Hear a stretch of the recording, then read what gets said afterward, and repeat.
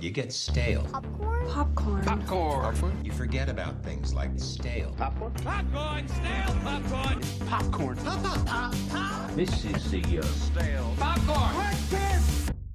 Hello and welcome to the Stale Popcorn Podcast. I'm your host, Steven, and with me, as always, is my co-host, Count of Monte Cristo. How you doing, buddy? I'm doing good. Robin Hood, King of Steves. Very good. Yeah, I think you used that one already. Oh, did I? You ever play that fun game, Sea of Steves? See Boy, but I hope you stretch before that. Oh yeah, that grasp in there. That's okay. Yeah, though. Percy Jackson and the Lightning Steve. Ah, okay, very good.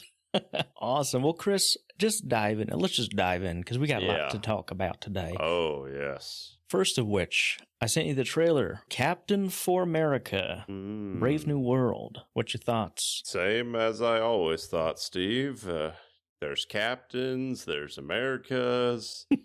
I think our boy Esposito, I'm curious to see him because it seems like a breakout role, not the typical typecast. I mean, he is a villain, I'm guessing, but he seems a little less methodical and more action. More layers, yeah. So I'm curious to see that. I don't know how attentive you were while watching the trailer, but I noticed say there's a Red Hulk or something crazy. Did you see it? Did you see the Red Hulk? Sorry, what happened? No, the only note I had was there's a part where Sam, new Captain America, comes down and does a superhero landing. Did you see that bit? Oh, yeah, totally. I have in my notes, legs should be jelly. You know, Superman can do that landing, Captain America can do the landing, but this guy, he's just a dude, right? So he should just be paint on the concrete surface. Because if you see the trailer, he does this landing and then he's like, wait for it. And then the kind of shock blast hits the soldiers and everything. It's a real thing that happened. Oh, yeah. Yeah, that's there. If you haven't seen it, listeners, it's a new trailer. On a scale of 1 to 10, how excited are you for it, Christopher? Ooh, like a 6? I don't know. I can see in your eyes that answer was not truthful. If I'm going like, it's like a D, I guess, a 60%. Okay, fair That's probably enough. what I assume it'll be, like a 60. Are you more excited for the Thunderbolts movie or this one? Oh, man, why do you ask me such... I'm going Captain. I think Esposito puts me over the edge. Yeah, that'll do it. And Furious Red Hulk, Harrison Ford in his true form. Yes. That'll be good to see him. Moving on, Chris, do you like star-studded casts? You know I do, Steve. Well, we talked about it a few times here. Christopher Nolan news, his upcoming movie about time period vampires, has added a few new names to his movie. We got Chris Nolan alum Anne Hathaway. Okay. We got Lupita Nyong'o from Quiet Place Day One, Wild Robot. And then, curveball, didn't see this coming, Zendaya. Oh, wow. That's her first entry, I believe, in the Nolan-verse. Am I correct? Her and Tom, yeah. So, wow. I feel like there was some collusion there happening. Tom's like, listen, Chris, I would really like it if you could include my girlfriend on this. Are they an item? Because I feel like every time I'm like, they're together, but then they're not. And the next thing I know, I'm seeing poor Tom getting abused by some other men. And then... last I heard they were together. It's probably strictly professional. Yeah. For the camera, but yeah. Yeah, sure. So, news on that. And then we have a movie that's coming out that I'm excited about, and I'm sure you are too. Mission Impossible, The Final Reckoning trailer. Yes. Came out. Full-length trailer. What'd you think, Chris? They're all fine, and I'll watch them, but it's not really You're not something clamoring. I'm like, oh yeah, I can't wait. It's like, oh, that'll be fun, and then you watch it in a theater. I'm like, that was a fun watch, and then you wait 3 years for the next one to come. Yeah, it feels like it's been like 3 years since the last one, but the last one only came out last year, if I recall. Yeah, Is that right? I think so. It's been so darn long. It was 2 summers ago. There had been some debate. I think we talked about this last week where Tom Cruise was like, I want to keep it going, fellas. And oh, yeah. And the execs are like, nah, let's just... I imagine that conversation probably went as well as that scene Philip Seymour Hoffman, where he's got him tied to the chair. Yeah. And the execs are like, Tom, this has to end. And he's like, no. No. No. No. No. I will give it to Tom. He's looking good. He's looking good for how old he is, doing those stunts and everything. Absolute madman, looking good. Old man, still in the ring, punching up. Speaking of old men in the ring, I saw, this doesn't have anything to do with what I was going to talk about, but Netflix, I saw Mike Tyson versus Jake Paul. I saw that too, yeah. Are you going to watch that? It depends. If it's because most of them, they'll have like 5 different fights beforehand. And it takes hours and you got all these different cards. And then I'm like, all right. What a world we live in, though, where a Disney Channel star could fight one of the best boxers of all time.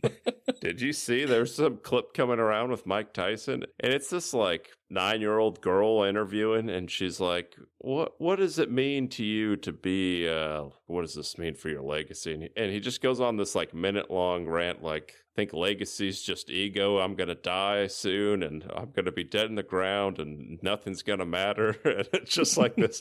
Basically, everyone's like, he just like forgot he was talking to a 9-year-old, and he's just like talking about how everyone's gonna die and nothing's gonna really matter. It's pretty funny. But I think I sent it to you recently of him and Hasbulla. Oh, yeah. Where you thought Hasbulla was a kid, like a little baby. That was hilarious. Just he's like cradling and kissing. Yeah, that's pretty funny. Yeah. Normally I root for Jake Paul just because I like chaos. Everyone's rooting against him, so it just naturally draws me. But this one, I'm like, I like Mike Tyson though, because most of the people Jake Paul or whoever fights, I'm like, it's some guy I never heard of that's like an actual fighter. Hey, I'll root for the underdog here. But yeah, I can predict what's going to happen. You want to know what's going to happen? Can I predict what you're going to predict? Yeah, predict what I'm going to predict. It's probably going to be like I'm assuming it's probably 5 rounds and it's going to end in a draw. This is what's going to happen. Jake's going to come out swinging. It's going to come out hard because he's got something to prove. And Mike Tyson's going to, flail a little bit, just kind of read him. I could see it going unexpected if the second bite heard around the world. He does it again. He goes for another bite, another infamous bite. Not the ear, though. He goes for the balls. He just dives in. Yeah. He dives in. Yeah, unexpected, but I think it'd be a bold move. It would be a bold move. Not only to end the Jake line, but... That's true. It's like, no more of you. Yeah. That would be something. And then the twist. Mike Tyson loses his lisp after that. And he starts... Oh, yeah. it just... Yeah. So you heard it here. That's what's going to happen. Play by play. Play by play. What news you got for me, Christopher? Denis Villeneuve. When asked about his thoughts on Quentin Tarantino refusing to watch his Dune films, quote, he pulled the Tommy Lee Jones and said, I don't care. Yeah. Quentin's kind of like a little male version of like a little diva. I guess a diva. A diva? Yeah. That's kind of rude. Just be nice. Be respectful. I feel like if you're going lists all time, Tarantino's had more movies, probably more famous, but me personally, I'm more of a Villeneuve guy myself. For sure, yeah. Like if I'm ranking my directors, I'm putting him ahead. So yeah. It's not like he's trashing just some one-off director. I'm like, Villeneuve's probably I would say the greatest director 2010 on, whatever you call that. Like who's had a better run from Chris Nolan comes to mind, but honestly I prefer Villeneuve if I'm being forthright. Nolan's best, I would say, were in the 2000s. Because Villeneuve, what was his first like big one? Was it Prisoners? That was like 2013. I think Arrival was before Prisoners. No, Arrival is like 2016. Oh, okay. Then yeah, probably Prisoners. But yeah, Sicario sometime around there. Like yeah, all of them bangers. And Nolan, I'd say like he's still good, but the later ones aren't as good as his 2000s ones. Because if you're comparing like Sicario, Prisoners, Dune, all these Villeneuve versus Nolan's, like Inception, obviously great, Interstellar great, but then you move into the Tenets, the Oppenheimers, which to me aren't as good as Villeneuve. Yeah. All right. That's my little rant here, but The Rock went and saw Oppenheimer in IMAX, choosing to sit in the same seat Christopher Nolan uses to screen his films. Quote, I was thinking, holy crap, red one on this screen with this technology? It's going to be game over. The film currently has 36% on Rotten Tomatoes. I'm shaking my head. I'm shaking my head. The hubris on that man. Just how dare you compare yourself? I mean, know.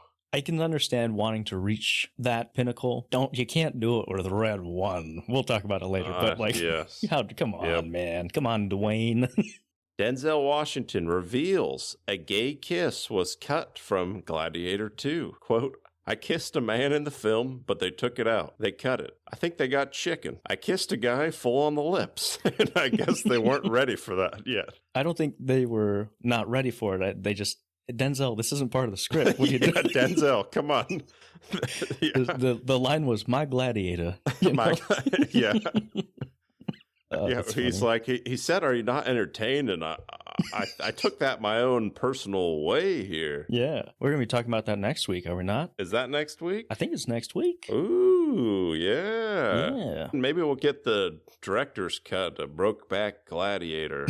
This is what we're really missing out on here. I do got one more announcement. Is it? Glenn's Corner, where I'm sitting in the corner looking at nothing but a picture of Glenn. Some somber news. A travesty. An outrage. One for the ages. A scandal. John Krasinski is people's sexiest man alive for 2024. Yeah, Chris, we over here at HQ are just absolutely gutted. Most people remember where they were in times of crisis. I know exactly where I was when I heard the news. I'm not a conspiracy theorist or an election denier, but here at the Stale Popcorn Podcast, I demand a recount. Yeah. Christopher, justice needs to be had for Glenn. John Krasinski? He wasn't even on the mentions we were talking about. He wasn't on the short list, yeah. He was a write-in. Yeah, yeah, somehow. #rigged election, in my opinion. Yes, this is rigged. It's pretty baffling. There were like 4 others I would put above him. Props to our friend Glenn Powell. We were rooting for you. We went out canvassing, knocking on doors, the whole 9 yards. Yeah, I know. Come on, the polls showed he had a lead. Yeah. I was thinking of doing a Instagram post of photoshopping Glenn's face on the sexiest man alive, and just every year that says Stale Popcorn magazine, just Glenn Powell every year. You should do that. Yeah, I think in honor of this, we need to have our own awards here, Steve. Yes. So maybe we'll do a fan vote. Should we do it this week? Do a little fan vote, give them a couple options who they vote for, who deserves to win sexiest man alive. We'll do it North Korea style, where all the options are just Glenn Powell. Yeah. We'll say Glenn Powell and Twisters, Glenn Powell and the Hitman, Glenn Powell and anyone but you, and Chad Powers. All right, you got to choose. If we're doing those, Twisters. Christopher, I got a question for you. That question is, what you been watching? I watched a flick called Jules. You ever heard of this? No. I never heard of it neither, but I saw it on streaming somewhere. It's Ben Kingsley.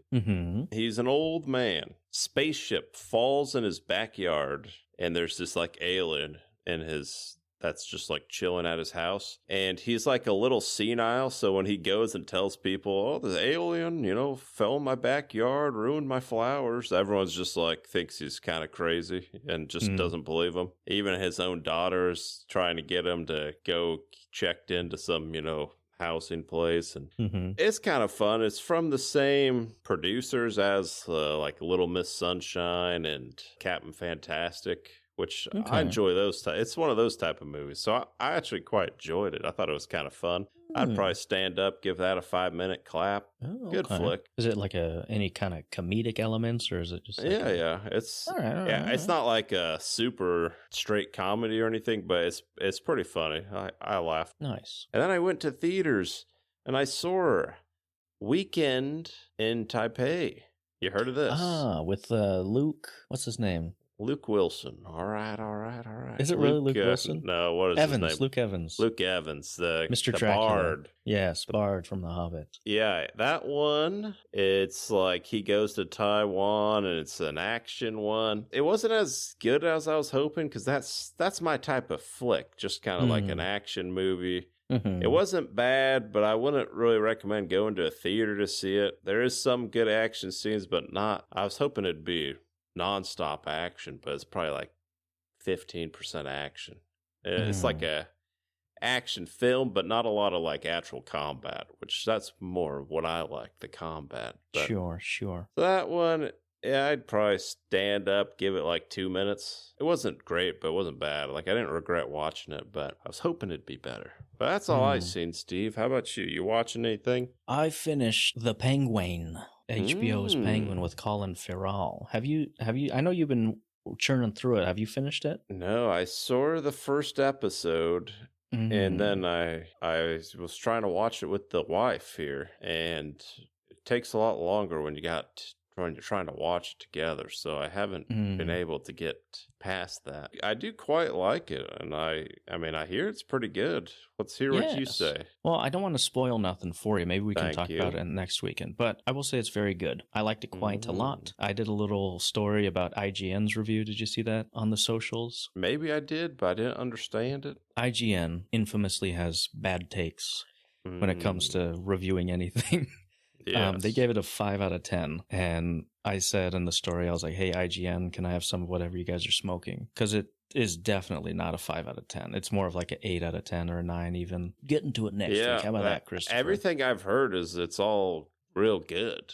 Yeah. So IGN, what are you smoking here? Yeah, they have. Maybe you should just peruse their channel sometime and just be like, that's a bad take. That's a really bad take. Like, yeah. I think their model is just putting out controversial opinions so that people interact with them. It's a bold strategy, Cotton, and it's not working out for them. I tell you that much for free. Yeah, I believe you there. If that's all we have for that, should we dive in nose first into what we're going to be talking about here? Yes, let's nose dive, Steve. All right. We watched Red One featuring hit names, 2 of the sexiest men alive, in the form of Chris Evans and Dwayne Piss in a Bottle Johnson. Oh, yeah.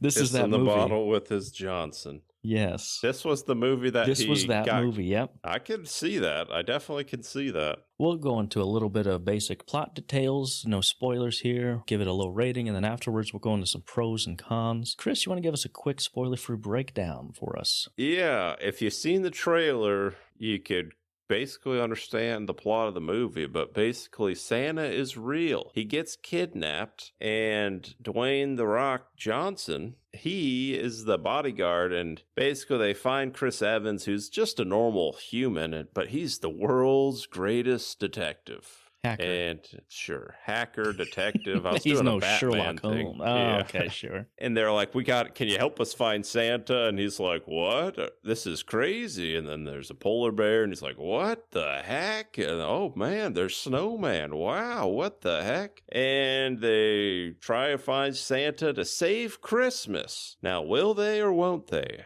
Who knows? Who's to say? Find out in about 2 minutes when we spoil it. What would you give this rating, Christopher? Was it, as some people say, I read online that it was like, this is one of the worst movies ever committed to film. Ooh. What do you think? It's definitely not one of the worst movies committed to film, in my opinion.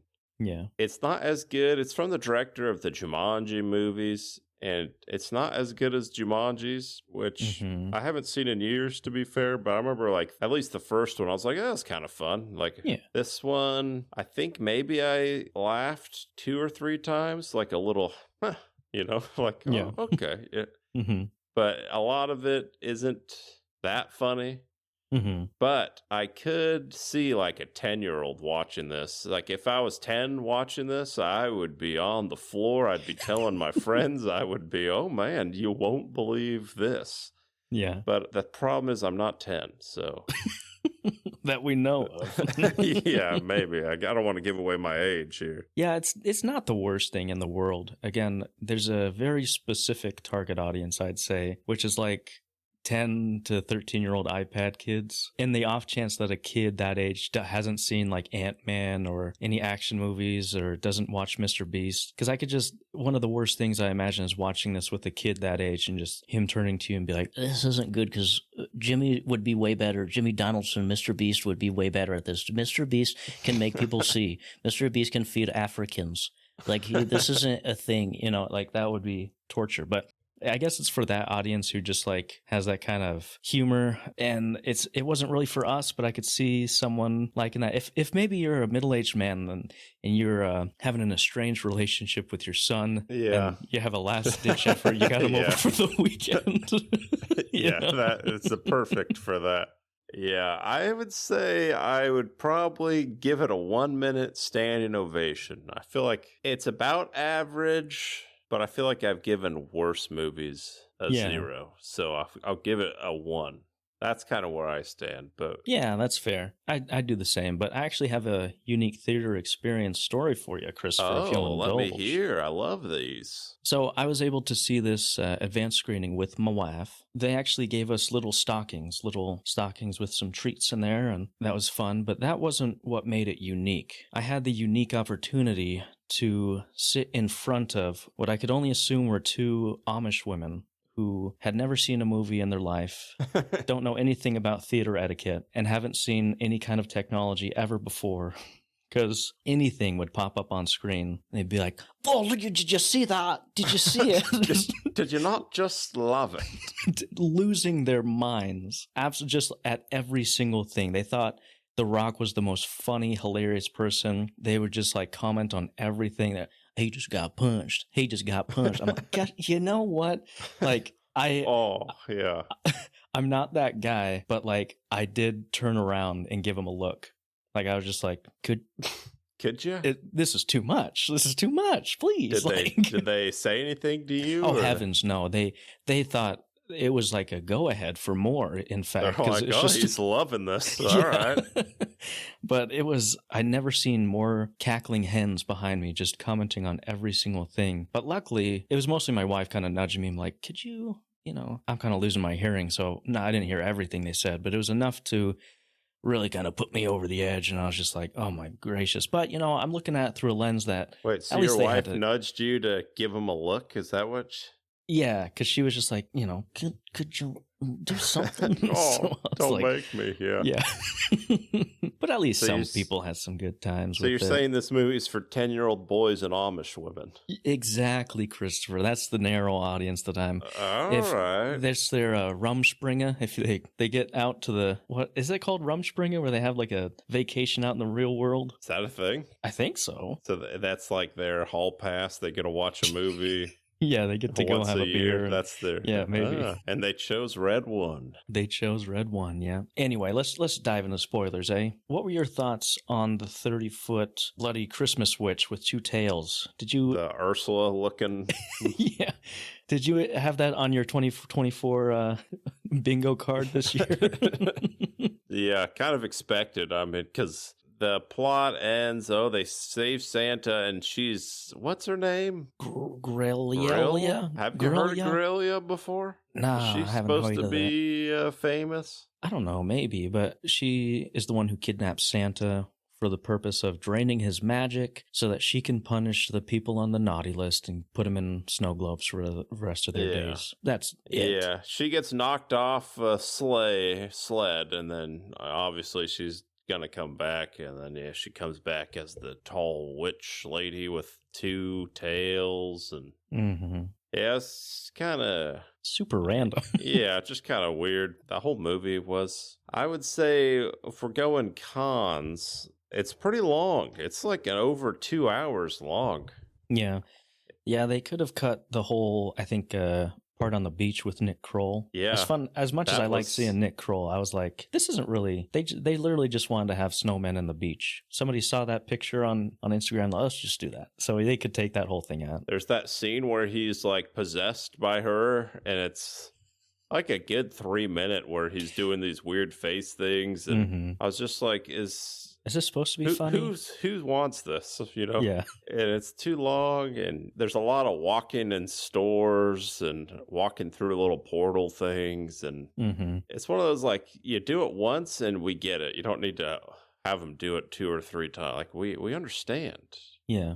Well, you and I, as middle-aged men, understand, but the 10-year-olds on their iPad, that's true. They might need to look up from their Fortnite and be like, wait, what's that? Okay, I get it, Okay, yeah, true enough. I had that same con. Also, the whole kid subplot with Chris Evans' kid was not a fan of. I know there needs to be some emotional core or whatever. Couldn't care less about that. I also thought The Rock, I'm not a big fan of the guy, but he really just is the same thing every time. There's no nuances and everything. No nonsense, but he'll be a little goofy sometimes, supposed to be funny. Yeah. Hats off to him for making his whole career being just that, making millions, one of the highest paid actors. But I'm just like, maybe just stop. You have enough money. Just stop doing this, please. No. There's also a lot of over explanation of things because this is like a heightened militaristic North Pole. Yeah. And so they got to explain why there's a need for a task force of protecting Santa and everything. And it kind of is like, all right, like, we get it. You don't need to keep explaining stuff to us with the acronyms and the Lucy-Lou and the headquarters. Kids. I guess, EL, yeah. I don't think kids really care. Like, oh, let me learn what ELF stands for and the backstory of this and all that. Yeah. I didn't know, actually, the director of this was director of Jumanji. And that actually is really surprising that Kevin Hart wasn't the Chris Evans character. I wonder what happened there. Maybe he wasn't available. But do you think it would have made it better or worse if Kevin Hart were the hacker? Probably worse. But do you think this buddy cop pairing works with Chris Evans and The Rock? Not really. Yeah, it's kind of like a weird... They don't really bounce off each other very well. No. I don't know how else to put it, but do you think maybe... a different, like a nerd's nerd would have been better instead of a Chris Evans type, like a Michael Cera? Yeah, I mean, I would take Michael Cera over. Yeah, that would be Here's better. What you do, Michael Cera and Ice Cube. If you get those two. Yeah, now we're talking. That would have been a pairing, yeah. This doesn't really work on that accord, I guess. Would you rather watch this or Black Adam again? Probably Black Adam. Really? Maybe it's because I had no expectations, but I don't remember hating Black Adam. I don't have a desire to watch it again. Just like this, but... Yeah, I'd probably watch this over Black Adam. At least it made me chuckle a couple times. Anyway, do you want to talk about some pros? Oh, yeah. Now, there's one character here, Chris, that I know you were just itching. You were jonesing. I was jonesing, yes. To just see again on the screen, that being Krampus. You Yeah, notoriously love Krampus.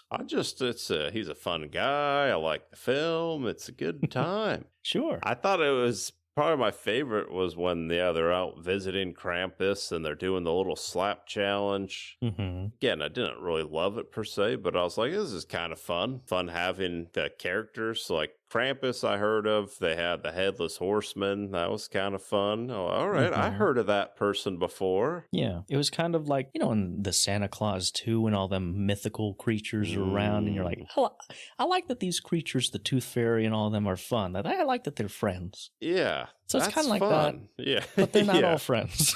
No, yeah. I think when he went small the first time, I kind of giggled when he was fighting the henchmen. I was like, quite unexpected, yeah. Little exhale out of my nose there. When they're leaving Krampus and they're driving and there's a piano in the street, Chris Evans is like, you see this often or something? He's like, no, I do not see a piano in the street of Russia or whatever. And I was like, oh, I giggled a little. I was like, all right. Yeah. Sometimes I was like, that's kind of fun, Yeah. I think Chris had some of the better one-liner jokes of all of them, I think. The exhale of noses, I would call them. Yeah. One of the pros I had was the practical effects. Specifically only in the Krampus area. Because one, I didn't really expect any of that to be present in this, because the first hour is like a CGI fest where everything is bouncing around rubber-like and everything. But then it goes into the German area, and I was like, oh, these effects are actually pretty cool. Like, Krampus looks pretty good. Do you recognize the voice of Krampus? No, who is he? Do you know? Tormund. Is it really? Yes. Oh, okay, I see it now. Yeah, I liked seeing all them creatures because I'm a huge monster nut. I love that kind of Yes, world. You are. And I thought they did a really good job on that. The creepy look and all that stuff was not expected in a Christmas movie, but gratefully accepted on my end, I'd say, Christopher. Mm-hmm. Another pro I had, I'm always interested in the logistics of Santa Claus ever since I was a kid. They do show blatant explanations of how Santa goes and does his whole thing. In this one, you got a jack Santa. Santa be yoked out of his mind. 500 push-ups and 500 yes. 5 minutes. And that's just J.K. Simmons. He didn't even do like that's real. There's some real muscles on him, Yes. Do you like your Santa fat and obese, or do you like him athletic and jacked? I like J.K. Simmons in this, so I guess I like the jacked. Yeah. Oh, by the way, they saved Christmas. For anyone who still Oh, yeah. cares about this story, they saved it. Really? But at the end, he's doing bloody parkour off the sleigh onto rooftops. He's shrinking down and just goes and all there. It's quite fun to watch him do that, Christopher. That was probably my favorite part, actually. Besides Yeah. Krampus, I was like, this is fun. Yeah. Yeah. And there's something I thought about too, growing up. And even before I had kids, you think about in these movies, you're like, how do these parents not know that Santa's put their presents under the tree? And how do they not, who do they think's paying for the, And as a kid, I would always ask that question. But as an adult, I don't even know what I did last week. Yeah. So it's like, if that were to me, I'd be like, honey, did you buy those presents? I don't know. Did you? I don't know. Maybe I did. I guess I ordered that on Amazon 3 weeks back. So as I grew up now, I'd be like, yeah, that's totally plausible, because I'd be like, yeah, maybe my wife bought them. I don't really know. Yeah. But yeah, seeing the logistics of Santa was fun. Well, apparently in this world, all the presidents and kings and queens know Santa's real and all that, because they're like, oh, if we don't have him back in 2 hours, we got to have a meeting with Prime Minister here, So maybe most of the parents know. I don't know. Mm-hmm. Because obviously Chris Evans doesn't know. But in the beginning, there's a dad talking, and it seems like he's pretty confident that Santa's real. He's like, Santa is real. These are our gifts, but he's going to come tomorrow. Maybe if you're on the nice list, you know he's real. Maybe half the world knows this. Who knows? Maybe. I guess I'm on the naughty list. Yeah, you sure are. I think that's all I got, Christopher. Yeah, that's all I got. For all those 10-year-olds who are listening to this while watching Fortnite videos, go ahead and see it. Yeah, I know that's a big part of our audience here. Oh, huge, yeah. I think 30% of our demographic is kids under the age of 10, so yeah. Yeah. Tune in next week, because we're going to be watching Gladiator. Looking forward to that. Gay Kiss and all. Yes. But yeah, make sure you follow us on LinkedIn, Twitter, Facebook, Instagram, Farmers Only, Grindr, Facebook Marketplace. What else, Chris? Club Penguin, RuneScape, World of Warcraft, Kahoot, yeah, Discord. But thanks for listening. Have a good week. Bye. Popcorn. Popcorn. Pop, pop, pop, pop. This is the Stale. Popcorn. Quick kiss. popcorn.